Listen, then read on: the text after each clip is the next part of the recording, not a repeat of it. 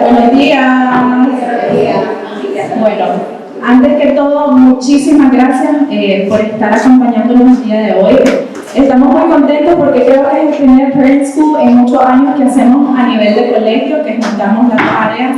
Entonces estamos súper contentos de ver que tantos papás acudieron a este llamado.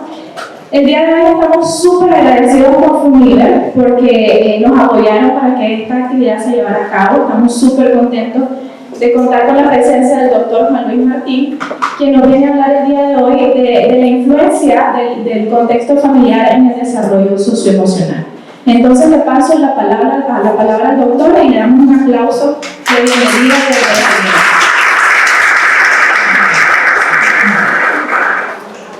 Pues buenos días y muchísimas gracias por estar hoy aquí. Les hemos hecho venir un lunes a las 8 de la mañana. Espero que la charla les resulte de interés y bueno, mi intención es dar una charla relativamente corta, no quiero cansar demasiado. Como psicólogos sé perfectamente que la atención tiene un límite, que los adultos no van mucho más allá de los 40 minutos, a partir de ahí ya empezamos a aburrirnos un poco, con lo cual dedicaré aproximadamente este tiempo y luego podemos dedicar también unos minutos por si ustedes tienen alguna inquietud o alguna pregunta que me quieran formular. Por lo tanto, muchísimas gracias a todos ustedes. Muchas gracias también al colegio que ha hecho posible que esté hoy aquí, en esta mi primera visita a su país. También muchas gracias a Funliber, que como siempre, en todos los países que he ido visitando a lo largo de los últimos años, pues ha realizado todas las secciones y ha favorecido pues que se puedan dar todas estas presentaciones y sobre todo transmitir el conocimiento que de alguna forma pues, generamos en la universidad, ¿no? Nuestra vocación, además de la propia docencia como profesores universitarios, también es la investigación. Y a través de la investigación lo que queremos, como en última instancia, es transmitir el conocimiento que vamos generando en estas investigaciones. Es decir, no queremos que el conocimiento se quede en nuestros laboratorios, en nuestras publicaciones, en nuestros congresos, sino que llegue un poquito a la sociedad, ¿no? Que es un poco nuestro compromiso. Bueno, en esta ocasión les voy a hablar de cómo influye el contexto familiar, la familia como contexto que tiene mayor influencia en el desarrollo de los niños y de las niñas, en el propio desarrollo de estos, ¿no? Lo voy a hacer incidiendo sobre todo un poquito en lo que es el desarrollo social y emocional. Quizás estamos más acostumbrados históricamente a hablar de inteligencia, aspectos más cognitivos. Parece que desde la psicología, desde la propia educación, nos ha interesado más que haya un desarrollo intelectual del niño, ¿no? Que adquiera muchos conocimientos, que se forme, etc. Y hemos dejado quizá de lado otros aspectos que son igualmente importantes, como son las relaciones sociales y cómo es el propio desarrollo emocional, ¿no? Y el desarrollo de la personalidad del niño, que es tan importante. Entonces, bueno, pues quiero hablar hoy un poquito de todo esto. Yo formo parte de un equipo amplio, tanto de universidades públicas como de universidades privadas y otras instituciones. Colaboramos yo desde el año 1992, no voy a hacer cuentas de cuántos años son, pero ya unos cuantos, estudiando estas relaciones, ¿no? Entre cómo puede la familia influir en el desarrollo psicológico, cómo puede potenciar el desarrollo psicológico, ¿no? Comentaba al principio que probablemente desde un punto de vista social se nos ve a los psicólogos como las personas que intervenimos cuando hay un problema. Nuestro punto de vista es previo, es preventivo y potenciador del desarrollo. Por lo tanto, lo que hacemos es quitar trabajo a nuestros compañeros, los psicólogos clínicos, porque de alguna forma queremos que no haya problemas. ¿De acuerdo? Bueno, me gusta empezar, yo lo utilizo también en mis cátedras de la universidad con Mafalda, porque tiene un contenido psicológico que es tremendo. A mis estudiantes les gusta mucho y analizamos un poco el fondo de las viñetas, ¿no? En este caso dice, ¿qué pasa? Que tu hermano es un caprichoso, eso pasa. Pero Guille, tienes que ser comprensivo. Piensa que esta buena gente antes de educarnos a nosotros no educó nunca a nadie. Venimos a ser sus hijitos de indias. ¿Qué vamos a hacer? Bueno, quizá algo de esto hay, ¿no? En las familias de hoy en día, ¿no? Yo, un poco por mi experiencia, yo he trabajado muchos años directamente orientando a familias, además de las cátedras de la universidad, y lo que he visto es que las familias tienen muchísimo interés en educar lo mejor posible a sus hijos, pero no siempre tienen los recursos necesarios o la información o la formación necesaria, ¿no? Por lo Por tanto, una de las cosas que nosotros estamos interesados de cara a los gobiernos, sobre todo, ¿no? Porque en nuestro país pues, hemos tenido la suerte de asesorar al Ministerio de Sanidad y Servicios Sociales del Gobierno de España en temas de parentalidad positiva, que es lo que voy a hablar a continuación. Otro pequeño chiste, dice, perdone, pero su niño está cortando las piernas a los viandantes con la motosierra, debería quitársela. Y dice el padre de familia, que se han frustrado toda su vida ni lo sueñen. Claro, ¿de qué estamos hablando acá? En esta situación. ¿De qué estamos hablando?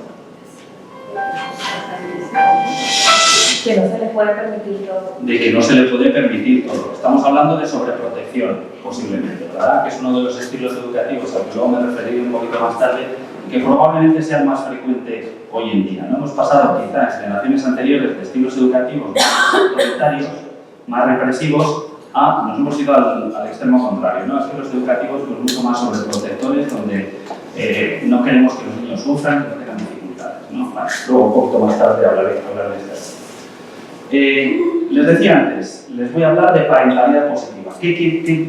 ¿Cómo se puede definir la parentalidad positiva? Bueno, pues desde un punto de vista más técnico, si quieren, podemos decir que es un comportamiento parental que asegura la satisfacción de las principales necesidades de los niños, es decir, su desarrollo y capacitación sin violencia, proporcionándoles el reconocimiento y la orientación necesaria que lleva consigo la fijación de límites a su comportamiento para favorecer su pleno desarrollo. Bueno, es una definición un poquito técnica, ¿no? Lo podemos definir de otra forma, es decir, la parentalidad positiva no es otra cosa que las buenas prácticas educativas que se llevan a cabo en la familia, ¿no? Y esto es algo que la Unión Europea empezó a potenciar desde el año 2006. ¿Por qué? Pues por dos razones. Y bueno, en este momento lo que hace la Comunidad Europea es lanzar, el Comité de Ministros del Consejo de Europa lanza la recomendación 19 a los países miembros de la Unión Europea para que potencien políticas de parentalidad positiva. ¿Por qué? Por dos razones. En primer lugar, sabemos que invertir en parentalidad positiva, en formación de padres y madres para la crianza, genera calidad de vida para las familias. Eso en primer lugar. Eso está demostrado científicamente. Y luego, por otra parte, los gobiernos también se han dado cuenta que invertir en prevención ahorra costes económicos. Recientemente leí un informe de los Estados Unidos que decía que cada dólar el gobierno estadounidense invierte en políticas de prevención en infancia son $7 que se está ahorrando en problemas de salud mental, en problemas educativos, en problemas de servicios sociales, ¿no? Por lo tanto, los gobiernos, lógicamente, o también miran las partidas económicas, pues están invirtiendo en estos temas. Bueno, los objetivos de la parentalidad positiva son dobles, son dos. Por una parte, apoyar a las familias para garantizar los derechos de los niños y de las niñas a través de distintos programas de educación parental, ¿no? Los programas de educación, de formación de padres no es algo nuevo. Nosotros hemos trabajado mucho en las llamadas escuelas de padres y madres. Bueno, yo soy un poquito crítico con las escuelas de padres. ¿Por qué? Porque de alguna forma va un experto a hablar de un determinado tema, pero las familias que acuden son en muchas ocasiones las que menos falta les hacen. Porque son las que están más motivadas, las que tienen más conocimiento de la infancia, etc. Entonces, uno de los grandes retos que tenemos las personas que trabajamos en el ámbito educativo es concienciar a las familias para que de alguna forma se den cuenta de la importancia que tiene la formación, ¿no? en crianza. Los niños no vienen con un manual debajo del brazo, ¿no? Yo me compro un video, me compro un auto, me compro un libro donde me explica cómo funcionan las cosas, ¿no? Los niños no vienen con ese manual, por lo tanto es tremendamente importante. Por lo tanto, programas de educación parental y también reforzar a las comunidades para que presten los servicios adecuados a las familias. Las familias tienen que tener recursos sociales, tienen que tener recursos sanitarios en los que apoyarse. Es decir, no podemos decir, familia, que eduque a su hijo, a su hija, y luego no le damos los recursos, socialmente no le ofrecemos los recursos adecuados, ¿no? Entonces, esto también se tiene que reforzar. Bueno, les voy a preguntar, ¿cuál es la necesidad psicológica más compleja que tiene un niño o un adolescente? Y les voy a dar una pequeña pista. Yo no sé si acá se juega al juego del ahorcado. Sí. Les voy a dar una pequeña pista. Es un término que tiene la primera letra la E, la última la A, y tiene tantas letras como puntitos aparecen allá en la pantalla.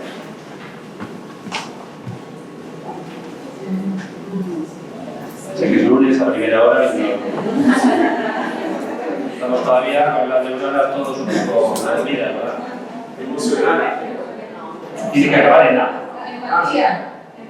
Empatía es un término que a veces suele aparecer. No, le falta una letra de empatía. Es buena definición, es buena aportación. Hay personas que dicen escucha, también pudiera ser, ¿no? La comunicación es muy importante, pero no sería exactamente, porque es un término un poquito más técnico. Es estructura. ¿Qué es una estructura? Pues una estructura familiar es un entorno donde el niño se siente protegido, es un entorno donde hay rutinas, un entorno estable, donde puede desarrollar todas sus capacidades de una forma absolutamente libre, ¿no? Digamos que sería el mejor escenario para el desarrollo de un niño o de una niña, ¿verdad? Bueno, por lo tanto, partimos de los principios de parentalidad positiva hacia un entorno estructurado, una estructura regular, estable, como digo, que tiene 5 características. Tiene que ser un entorno que sea sin violencia, tiene que ser un entorno donde se practique el afecto, el amor, haya buenos vínculos, haya un buen apego, como decimos en psicología, se reconozca el valor de los hijos, también es una cuestión importante de cara a esa autoestima futura, se estimule y se apoye el aprendizaje, la formación y se capacite a los hijos. ¿Qué quiere decir la capacitación de los hijos? Pues un poco se favorezca que sean autónomos. Y luego hablaré un poquito de este tema. Podemos combinar estas variables. Si mostramos reconocimiento del valor de los hijos en un entorno estructurado, conseguiremos niños y niñas con buenos valores. Si reconocemos el valor de los hijos y hay un ambiente de afecto, de amor, conseguiremos buenos apegos. Un entorno estructurado con una estimulación de apoyo y aprendizaje, el niño tendrá un acompañamiento, una guía y una supervisión. Y si practicamos el amor junto con la capacitación, tendremos niños con la sensación de sentirse queridos. No se me asuste nadie por este cuadro con tanta letra. Este sería un poco la base de lo que nosotros consideramos que tiene que cumplir una familia para educar de una forma adecuada a sus hijos y a sus hijas. No voy a entrar en todos los términos porque los voy a mencionar posteriormente, pero sí en los principales. Hablaríamos de una estructura, en primer lugar, lo que estábamos diciendo, el término que decíamos antes, con 3 dimensiones. Por una parte, hablaríamos de que hay que practicar el buen trato. Estamos probablemente o desgraciadamente muy acostumbrados a oír a través de los medios de comunicación, etcétera, términos como el maltrato infantil, ¿verdad? No estamos tan acostumbrados a este tipo de cuestiones preventivas. ¿Cómo se practica un buen trato? Pues a través del afecto, a través del cariño en familia. También a través de la promoción de la resiliencia. La resiliencia es un término que está muy de moda y tiene que ver con esa capacidad que tenemos para recuperarnos de situaciones complicadas en la vida. Y esto es algo que lo podemos practicar con los hijos también. Por lo tanto, buen trato. Promoción del desarrollo, estimulando el propio desarrollo de los niños, intelectual, social, emocional, y con un determinado perfil parental potenciador del desarrollo. Y, en último lugar, la tercera variable sería lo que llamamos psicología potenciadora de la parentalidad. Sabemos que las familias, la familia nuclear, influye directamente en el desarrollo de los niños, pero no es el único contexto donde los niños se desarrollan. Tenemos el contexto escolar, tenemos el contexto social, tenemos la comunidad, etc. ¿Vale? Por lo tanto, son todos esos contextos influyen directamente en el desarrollo del niño.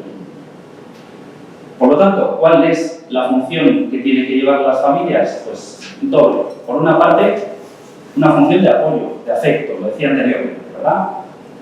¿Afecto en qué? En el bienestar físico, en lo más básico, en la alimentación, en el vestido, pero también en lo afectivo, en la comprensión, en la aprobación.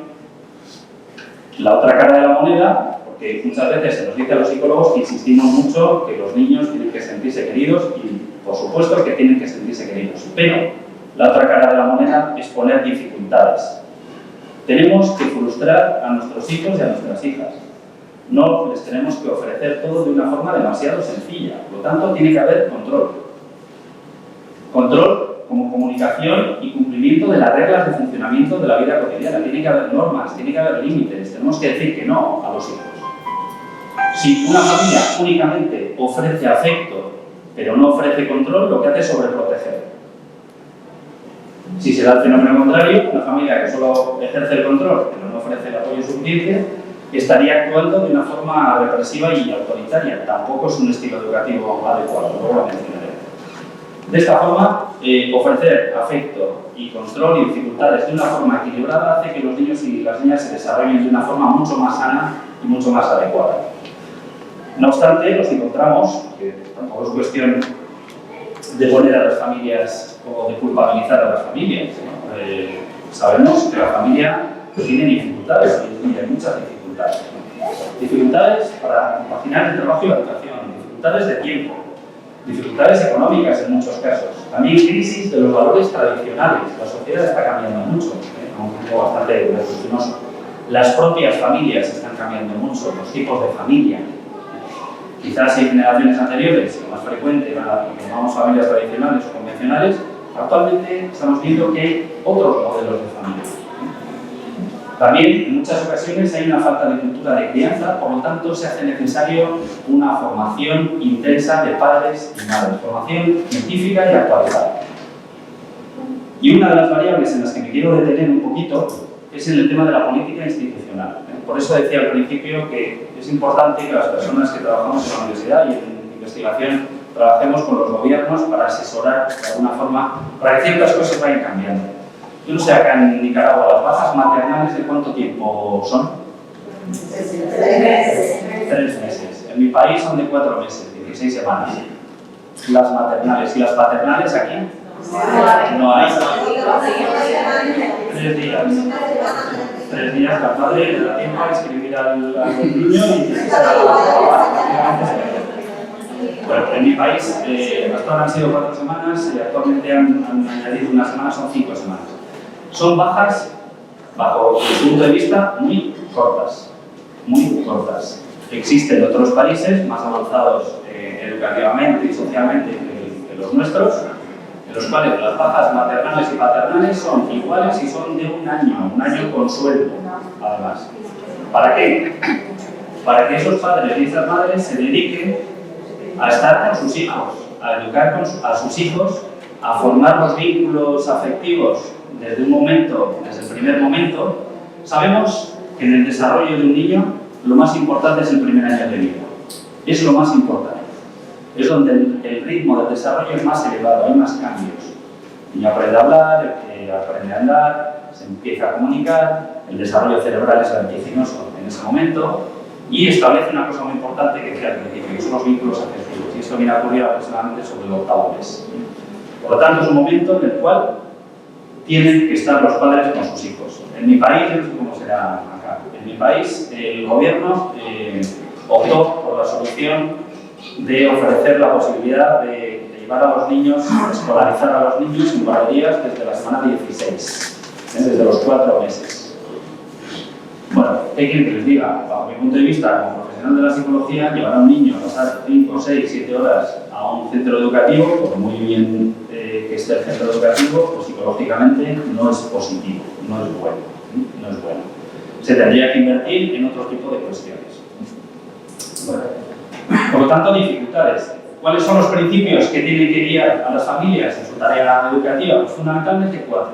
En primer lugar, que no hay recetas simples que den lugar por sí mismas a resultados maravillosos. Ya nos gustaría a los psicólogos tener la píldora mágica, ¿verdad? Y cuando ustedes nos dicen, ¿qué puedo hacer con mi hija? Bueno, pues mire, haga esto y inmediatamente no es así. Sabemos que cuesta un poquito más. La educación es una carrera un poco a medio plazo. Que hace falta dedicar tiempo a la tarea, cantidad y calidad, ¿no? Porque a veces uno se reúne con familias y dice, bueno, yo es que estoy muy poco tiempo con mis hijos, pero el tiempo que estoy es de calidad. Bueno, a mí hay algo que ahí no me suena del todo bien, ¿no? Si está poco tiempo no es de calidad, ¿no? Bueno, entonces hay que dedicar también cantidad a estas cosas. Que la estimulación se tiene que adecuar a las características de cada niño. Si ustedes tienen más de un hijo, saben perfectamente que quizá las estrategias educativas que llevaban a cabo con el mayor no sirven para su hermano, ¿no? Posiblemente, ¿no? Entonces tenemos que adaptarnos un poquito al niño. Y que los padres y las madres nos tenemos que percibir como competentes a la hora de educar a los hijos. No tenemos que tirar la toalla. ¿Cuántas madres y padres de adolescentes hay acá en esta sala? ¿Y cómo están las cosas con los adolescentes? La tiramos, la recogemos, la tiramos a nuestros hijos y volvemos a intentarlo una vez más, ¿no? Después de 1000 veces. No. Bueno, es cierto, ¿no? Pero tenemos que tener la sensación y la evidencia científica, si nos lo dice, ¿no? Un compañero mío de España, una de las personas que en España sabe más de adolescencia, hizo una investigación con los adolescentes y quería saber si realmente la familia era la referencia fundamental de los adolescentes o no, o había otras, ¿no? Porque todos sabemos que los adolescentes, cuando ya tienen 15, 16 años, etcétera, su grupo de amigos es lo más importante, mucho más que sus padres, etcétera. Y lo que encontró es que realmente la familia sigue siendo la referencia fundamental de los adolescentes, aunque muchas veces no lo demuestren. Por encima de los amigos, por encima de la escuela, por encima de la comunidad. Por lo tanto, la familia tiene que ser la referencia fundamental. Que sea muchas veces para cansarnos, para enfadarnos, ¿no? Con ellos. Bueno, esto ya más o menos lo he. Bueno, voy a hablar de cuáles son las variables fundamentales en el desarrollo socioemocional. Algunas ya las he ido avanzando, pero bueno, vamos a numerarlas. En primer lugar, interés de los padres en que los niños se relacionen socialmente. Hace unos años hicimos una investigación, la cual entrevistamos a 550 familias que tenían hijos de 5 años. Lo que queríamos era saber una cosa tan evidente como que las buenas prácticas educativas familiares influían en el desarrollo de los hijos, ¿no? Bueno, esto es de sentido común, pero en la investigación tenemos que poner números a las cosas. Entonces entrevistamos a las familias, hicimos una evaluación de cómo educaban a sus hijos, vimos por otro lado a los niños, hicimos una evaluación de cuál era su nivel de desarrollo intelectual, desarrollo social, etcétera, todos los niveles, y luego establecimos un poquito las conclusiones. Lo que vimos, que en general las familias educaban bastante bien a sus hijos, pero había algunas cuestiones que necesitaban mejorar. Y una de ellas era la poca preocupación que tenían porque esos niños se relacionaran con otros niños. Es decir, niños muy cargados, con agendas muy cargadas académicamente y con muy poco tiempo para estar con otros niños. Y esto es un problema, esto es un problema. Los niños tienen que estar con otros niños y tenemos que recordar siempre que la finalidad de la educación es la socialización. Esa es la finalidad de la educación, no solo adquirir conocimientos, sino insertarnos en una sociedad, ¿no? De forma adecuada. Teniendo en cuenta la edad, en un primer momento, digamos que los niños juegan con otros niños para compartir un juego, juegan con otros niños porque les hace falta otro niño para jugar, pero no es que tengan interés social en un primer momento. De los 3 a los 6 años comienza el juego en grupo, pero por potenciar la diversión, todavía no tanto por el interés de conocer las normas de los juegos, etc. Mientras que el momento de las relaciones sociales viene a ser a partir de los 6 años aproximadamente. Es cuando ya el niño tiene capacidad para ponerse el punto de vista en otro, empieza a desarrollar lo que llamamos la empatía, etc. Es un momento especialmente social, ¿no? Y que hay que potenciarlo. Sobre todo porque aquí tenemos que tener en cuenta una cuestión. Aquí hay padres de niños, hay padres de adolescentes. Para que las cosas vayan bien en la adolescencia, todo lo anterior, digamos que tiene que estar bien hecho, tiene que estar resuelto de una forma adecuada, ¿no? Porque a veces los problemas debutan o empiezan a aparecer en la adolescencia y vemos un poco que las familias quizá pues no han sabido quizá educar de una forma adecuada anteriormente y eso es lo que hay que modificar, ¿no? Bueno, existencia de normas y límites, también lo decía antes, ¿no? Afecto sí, pero también dificultades. ¿Por qué hay que poner límites a los niños? Porque dan sentido a las acciones y al comportamiento cotidiano. Los niños entienden su comportamiento en función de la referencia que les dan los adultos y que les dicen que esto no tienen que hacerlo y por qué no tienen que hacerlo, ¿no? Sirven de modelos a imitar, ayudando a que distingan lo bueno y lo malo. Yo explico psicología del desarrollo en la universidad y los primeros días les pregunto a mis estudiantes, ¿los niños cuando nacen son buenos o son malos?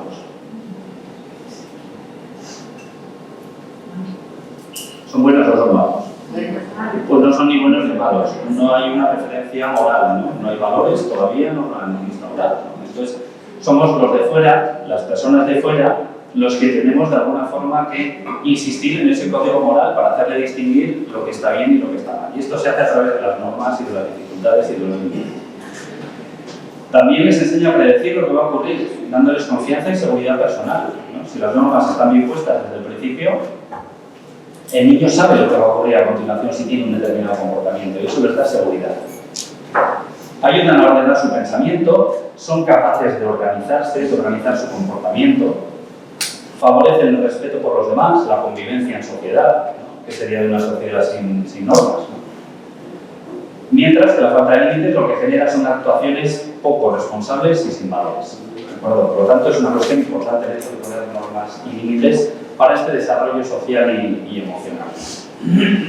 ¿Por qué hay familias que tienen dificultades? Eso también es una cuestión que hay que preguntarse, ¿no? Me cuesta poner normas o no pongo demasiadas normas, o pienso que son muy pequeños para poner normas, o al contrario, tengo hijos adolescentes y entiendo que ya tienen que manejarse ellos por su cuenta, ¿no? Y eso no es así. Porque en muchas ocasiones tenemos la sensación de que nos dan miedo defraudarles, ¿no? Estamos poco tiempo con ellos, bueno, no les voy a poner dificultades, vamos a dejar que disfruten, ¿no? Que no se sabe o no se quiere decir que no, ¿no? Hay familias que tienen menos asertividad, personas que tienen menos asertividad y les cuesta decir que no a las cosas. No se quiere frustrarles, ¿no? A veces se dice, bueno, ya sufrirán cuando sean más mayores, ¿no? Claro, ¿qué ocurre si no les ponemos dificultades cuando son pequeños? Pues que cuando son más mayores no saben hacer frente a esas dificultades. Nos preocupa ser considerados autoritarios, ¿no? En ocasiones no está bien visto ser autoritarios. No se quiere que sufran lo que sufrieron otras generaciones.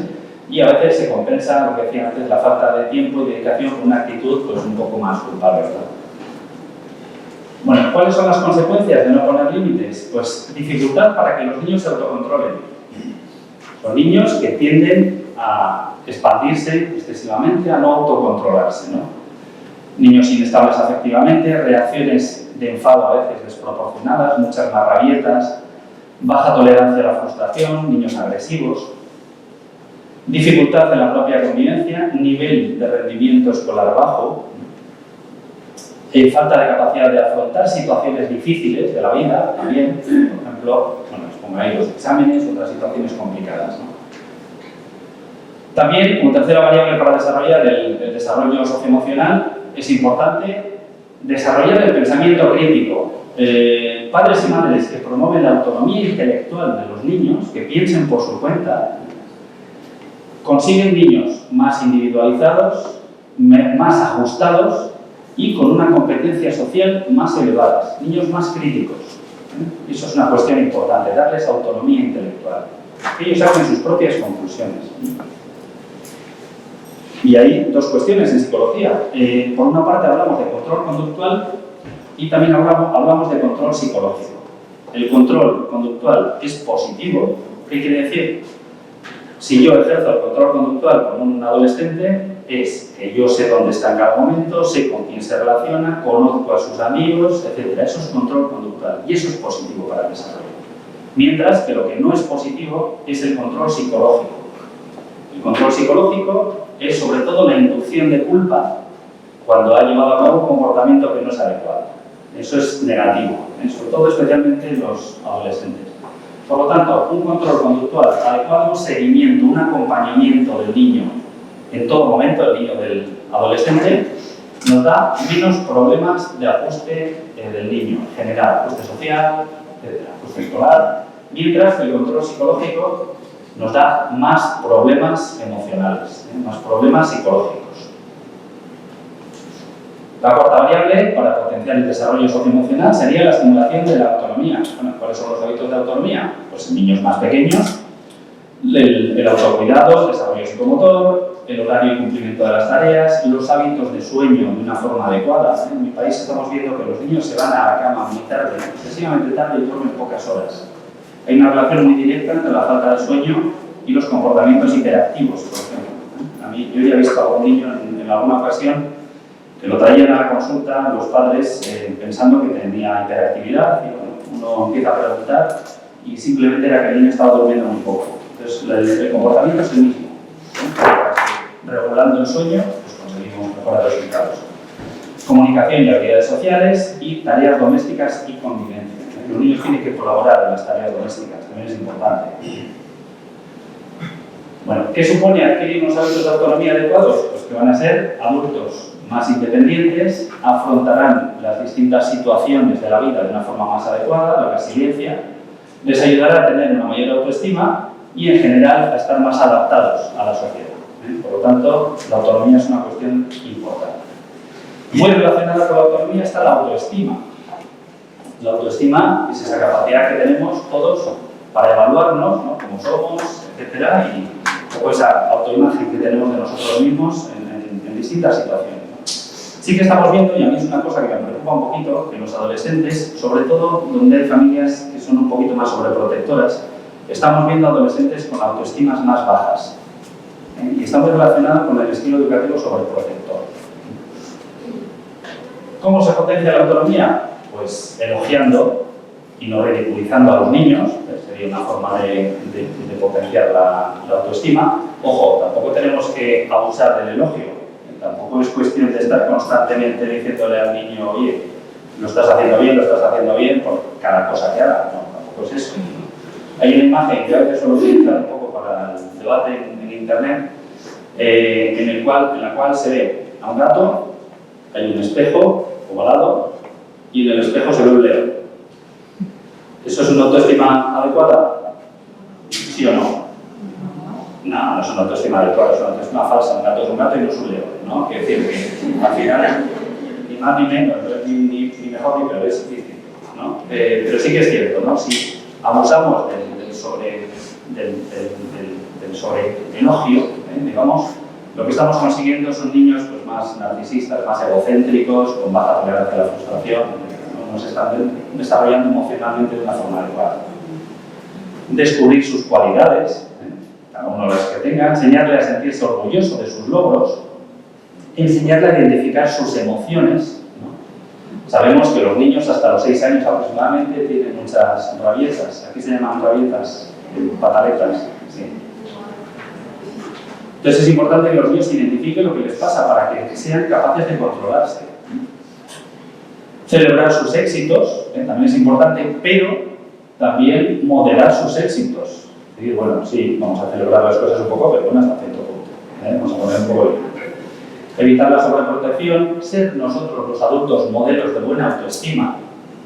¿Por qué? Porque nadie da lo que no tiene. No podemos pedir que nuestro hijo o nuestra hija tenga una buena autoestima si nosotros no mostramos una buena autoestima. Somos un espejo, en niños y en adolescentes. Dedicarle tiempo y fomentar su autonomía personal. Serían 10 variables para potenciar la autoestima. La comunicación, otra de las cuestiones fundamentales, ¿no? Muchos padres y madres de niños adolescentes nos vienen y nos consultan y nos dicen es que nuestro hijo no se comunica con nosotros. ¿Se comunican los adolescentes? No. ¿Tienen capacidad para comunicarse? Sí la tienen, ¿no? Sí la tienen. Están con sus amigos. Otra cosa es que lo hagan con nosotros, ¿no? Pues están con sus amigos y dejan a sus amigos y hace 5 minutos ya están en casa con el chat, ¿no? Se comunican, sí, claro que se comunican, ¿no? Por lo tanto, desde la familia tenemos que potenciar desde bien los niños bien pequeños que haya una comunicación. ¿Cómo mejorar la comunicación con nuestros hijos? Pues si nos mostramos desde un punto de vista muy autoritario, vamos a bloquear el diálogo.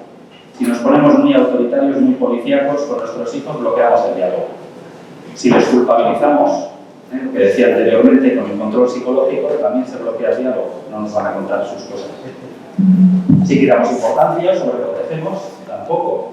Si somos conferenciantes, y les soltamos una charla relativamente larga, etcétera, pues evidentemente el diálogo también, ¿no?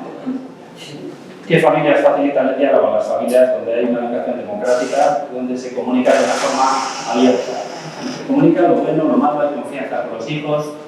No solo a nivel emocional se comparten las alegrías, que esto es importante, sino que también se comparte con ellos las tristezas y las dificultades. No pasa nada porque yo le diga a mi hijo que hoy estoy triste o estoy preocupado porque tengo un mal día en el trabajo, porque me ha ocurrido una cuestión. No pasa nada por eso. No perdemos, digamos, autoridad. ¿Cómo nos comunicamos? Pues en primer lugar, eligiendo el momento y el lugar de forma adecuada. No podemos comunicarnos de una forma rápida, cuando no hay tiempo, etc. Vamos a buscar un momento en el cual pues, tengamos tiempo, ¿no? Evitando la tensión. La tensión dificulta la comunicación. Evitando expresiones en la cual ataquemos directamente a nuestro hijo sin preguntarle las razones. Expresando lo que nos preocupa, lo que sentimos. Pues me preocupa que no estudies, me preocupa que vayas mal en tus estudios. Evitando los discursos, los sermones, los monólogos. Saber escuchar con la intención de comprender la escucha activa, la comprensión recíproca.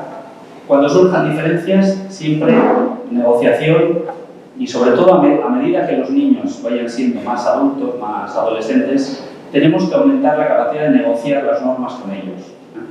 Cuando son más pequeños, los adultos ponemos las normas y ellos las cumplen. Pero a medida que van siendo más adolescentes, tenemos hasta cierto punto que contar con ellos para poner las normas. Las van a cumplir de una forma más adecuada. Y establecer rutinas, costumbres y rutinas en la familia. Por ejemplo, es mucho más adecuado decir estoy preocupado por ti en vez de haces tal cosa mal. ¿Por qué? Porque en el segundo caso estamos indicando, no estamos diciendo algo positivo. Estamos criticando lo que no está haciendo bien, pero no le estamos dando una opción. Y además en el primer caso estamos mostrando interés, ¿no? Interés emocional. Más adecuado, me preocupa que llegues tarde y que pase algo a eres un desobediente porque has llegado tarde. Y estamos etiquetando, eres un desobediente. O si me mientes, siento que no puedo confiar en ti, sería más adecuado en vez de eres un mentiroso. Intentemos evitar las etiquetas. A veces es una profecía autocumplida. Llamamos mentiroso a un adolescente o a un niño y le acaba dando un rol protagónico, digamos.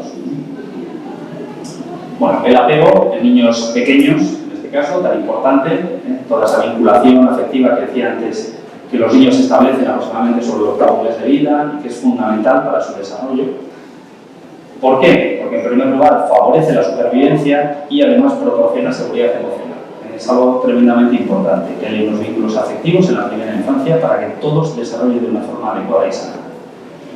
Expresividad emocional, importancia de las conversaciones sobre las emociones en la familia, lo que decía antes, estás triste, estás alegre, ¿qué te ha ocurrido? ¿Cómo estás? Mientras que con la edad tenemos que aumentar esas conversaciones, aunque no sea fácil con los adolescentes, relaciones positivas entre hermanos, a nivel social, no dar demasiada importancia a la conducta de celos. Fíjense, a mí hay familias que tienen un segundo hijo y uno les pregunta, bueno, ¿qué tal el hijo mayor? Pues tiene conducta de celos y le dicen, no, mira, no hay ningún problema, no tiene ningún tipo de celos y a mí es algo que eso me preocupa. Me preocupa porque lo normal, lo sano, es tener un poco de celos. No nos vamos a ir a los celos excesivos o celos patológicos. Pero es decir, si un niño se ha vinculado afectivamente de una forma adecuada con sus padres y le aparece un astronauta que ha venido por ahí de repente, pues lo lógico es mostrar algún tipo de conducta celotípica, ¿no? Sería lo lógico, ¿no? Por lo tanto, bueno, no hay que dar demasiada importancia a la conducta de celos, entendemos que es algo normal, siempre y cuando evidentemente no tenga una escala demasiado grande.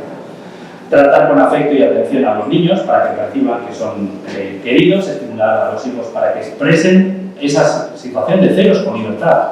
Y eso, los celos no es algo específico de la primera infancia, en la adolescencia también se da. Si tienen ustedes varios hijos adolescentes, también aparecen en muchas ocasiones esas peleas, esas comparaciones, ¿no? Porque a mi hermano le haces esto y a mí no, etc. No, ese tipo de cuestiones. Bueno. Valorar a los hijos delante de familiares y visitas, evitando comentarios negativos.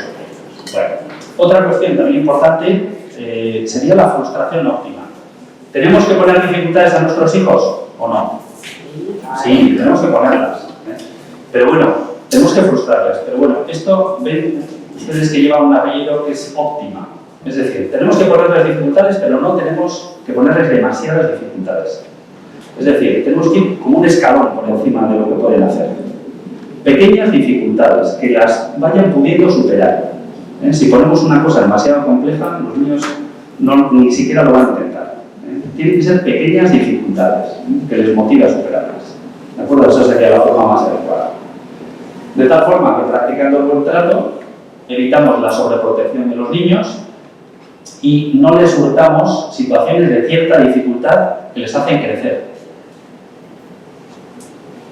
Además, esto tiene que ir ligado a la existencia normativa característica del estilo democrático. Supone el aprendizaje de la tolerancia a la frustración. Es decir, si ponemos pequeñas dificultades, el niño va a superar esas pequeñas frustraciones y en la vida se va a adaptar de una forma más adecuada. Bueno, vamos con los estilos educativos. 4 estilos educativos. En psicología a veces evaluamos a las familias para ver en cuál de ellos se sitúan y les informamos un poco de cuáles son las consecuencias de cada uno de ellos. Tenemos 2 variables en 2 ejes. Por una parte, la exigencia, que puede ser alta o baja, y tenemos el afecto, que puede ser mucho afecto o poco afecto. En rojo aparecen los estilos educativos, que son más negativos. Estilo educativo autoritario es un estilo educativo en el cual se combina la exigencia con el poco afecto. Demasiada exigencia con poco afecto. Familias donde se castiga mucho, donde las normas son excesivamente rígidas, donde no hay diálogo, donde se comunica con lenguaje negativo, con muchas amenazas, etc.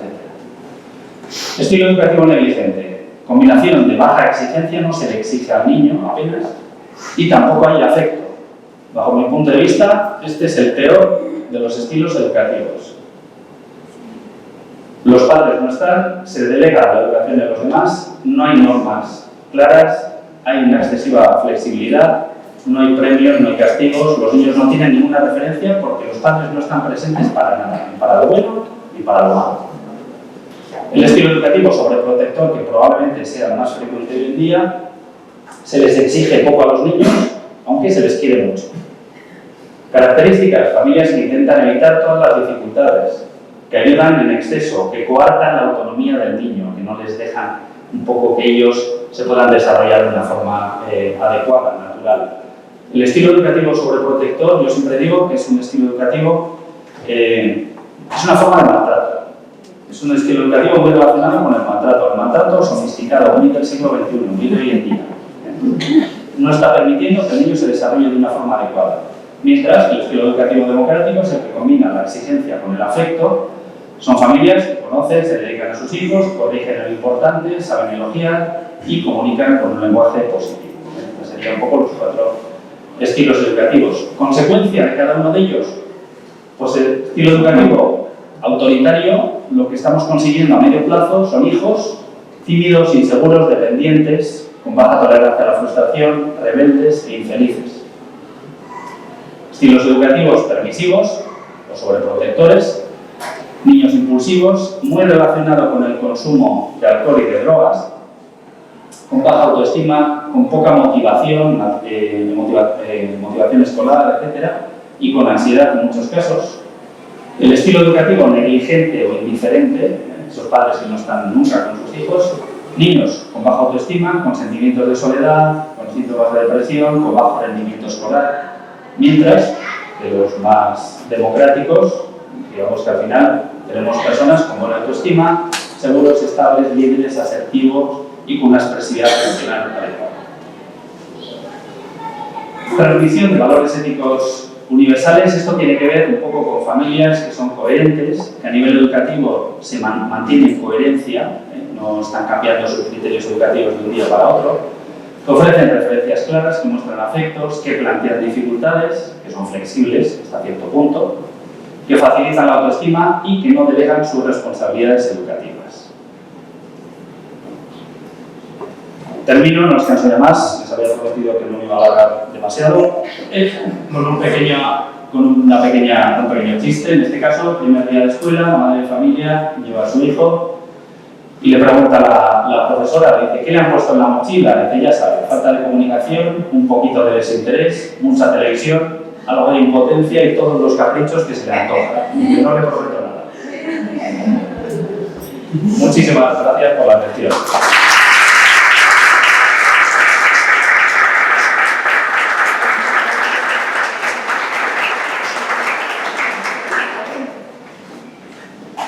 Bueno, pues quedo a su disposición si tienen alguna pregunta. Aprovechen que todavía está aquí. Alguna reflexión, no tiene por qué ser una pregunta. cuestión? Sí, yo tengo la pregunta. ¿Dónde podemos hallar esos tips importantes para la persona del futuro, lo que acaba de poner usted ahorita? Bueno, toda esta información se la podemos facilitar. Nosotros el vamos- propio centro, el propio colegio ya dispone de este documento. Vamos a incluir esta presentación en la página de ENES para quienes quieran darle una revisadita o no lograron captar alguna información bien, pueden meterse y ahí pueden ver todo. ¿Alguna otra pregunta? ¿Alguna cuestión? ¿Comentario? ¿Algún comentario?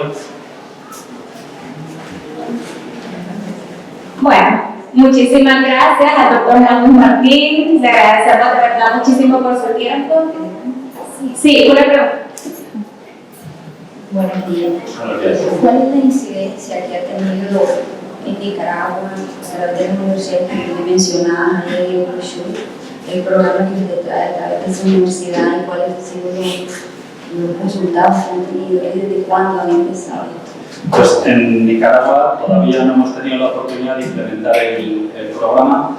Sí lo hemos hecho en otros, o vamos a hacer, mejor dicho, en otros países que el gobierno ha mostrado el interés. Por ejemplo, cuando estuve en febrero en México, en Campeche concretamente, y la Secretaría de Educación del Estado de Campeche ha mostrado interés en que implementemos el programa de formación, de capacitación de familias en esta cuestión.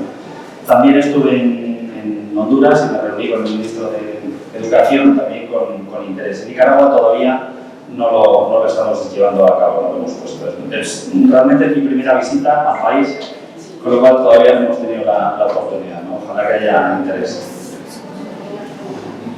¿Considera usted que es importante que este aproximamiento de la universidad venga desde la escuela de secundaria? O sea, no esperar hasta llegar a las universidades para esto, porque no todos quedan aquí en este país, sobre todo Claro. Lo importante, sobre todo en estas cuestiones de parentalidad positiva y de programas preventivos, es que la intervención sea cuanto antes. En nuestro país hemos llevado a cabo, que ahí sí hemos tenido la oportunidad de desarrollar los programas, sobre todo con niños y niñas que tienen entre 0 y 3 años. Es la forma más precoz de intervenir con las familias. Es decir, estamos construyendo una casa, vamos a ponerle los cimientos, ¿no? Entonces, en la medida que empoderamos a las familias, desde un momento encima es un momento en el cual las familias están tremendamente motivadas. Cuando tienen hijos chiquitos, están muy motivadas a hacer las cosas bien. Entonces, ahí les tenemos que dar las herramientas para que a lo largo del desarrollo lo vayan haciendo lo mejor posible. Buenas, gracias por la charla. Mi pregunta sería más bien, ¿qué tips o recomendaciones nos podría dar cuando siento que el reto más grande es que a veces los padres que queremos educar de una manera correcta nos topamos con que la mayoría es diferente en nosotros? Entonces somos una minoría, ¿no? Claro. Entonces vienen los hijos y siempre es que mi amigo le permite, es que mi amigo lo dejan tener tecnología durante la semana, o mi amigo puede jugar juegos de video violentos, o se pueden acostar más tarde, o son más permisivos. Entonces somos una minoría en una clase, luchando de 22 niños, tenemos 3 o 4 padres que están en nuestra misma línea de educación y el resto diferente. Entonces, ¿cómo podríamos nosotros abordar? O sea, nosotros por un tema de valor vamos dando ejemplos, ¿no?, de las cosas que son positivas o no en nuestros hijos y tratamos de explicar. Pero es la batalla constante del día a día nuestro. Sí. Bueno, ahí lo importante es mantenerse firme a los criterios educativos que tenga usted. Eso es importante, ¿no? Sí que es cierto que quizá en la realidad no sea tanto, sino es más, yo creo, un poco por mi experiencia, yo también tengo hijos, tengo una hija de 15 años y otro de 13, que están un poco en esa tesitura. Y hay una palabra que me repite, sobre todo mi hija, que es un poco más mayor ya, que es el todos. A todos les deja. A todos, ¿no? La palabra a todos. De hecho, una serie de padres y madres, que somos amigos del colegio donde van nuestros hijos, hemos hecho un grupo de WhatsApp cuyo nombre es A todos les deja.